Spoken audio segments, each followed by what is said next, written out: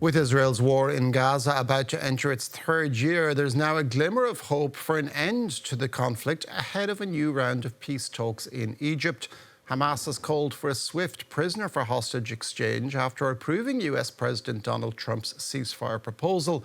Pope Leo on Sunday also praised significant progress towards peace, but the situation on the ground in the Gaza Strip remains dire.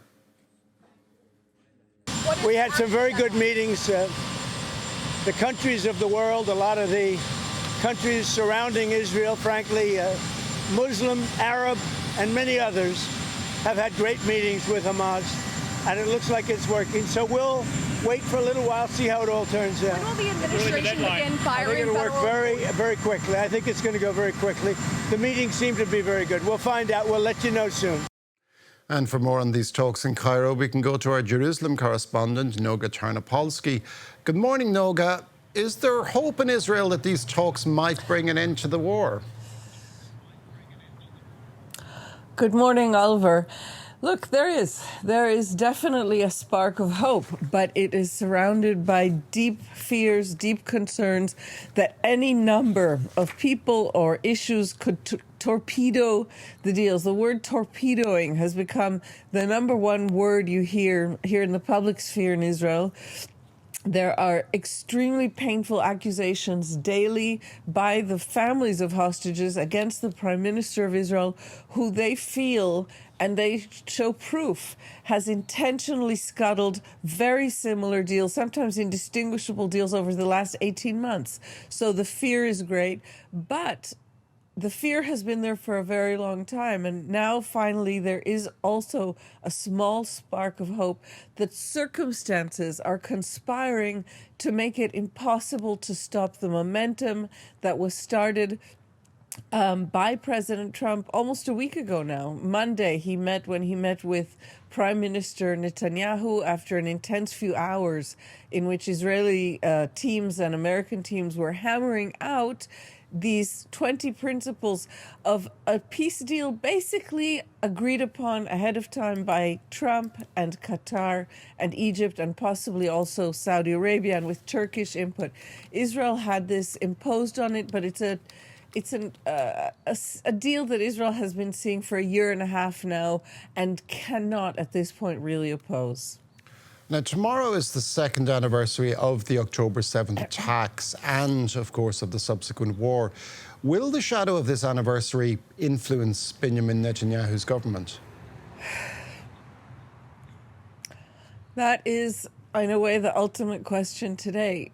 All of Israel is influenced by this terrible anniversary, especially terrible when you consider how many communities have not been rebuilt, how many people are still internally displaced in Israel, and this horrible reality of almost 50 Israeli citizens who were taken hostage by Hamas on that day and are still either festering in Gaza or are dead, were killed or died in Gaza and are being held there.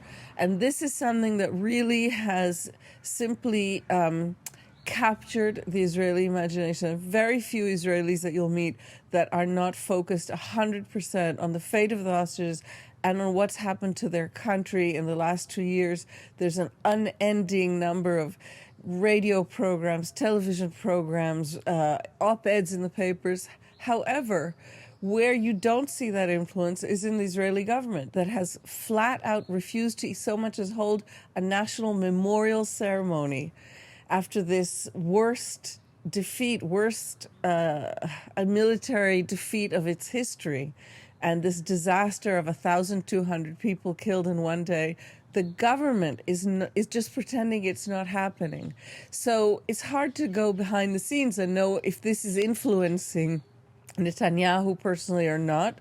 But we do see, interestingly, that top American figures are alluding to Netanyahu's isolation and to his lack of popularity among Israelis. So Donald Trump now for a second time has posted on his Truth Social network images from these vast rallies in Tel Aviv, 100 or more people Saturday night. Donald Trump reposted images from that seemingly to show that he's aware of the Israeli point of view separate from Netanyahu's.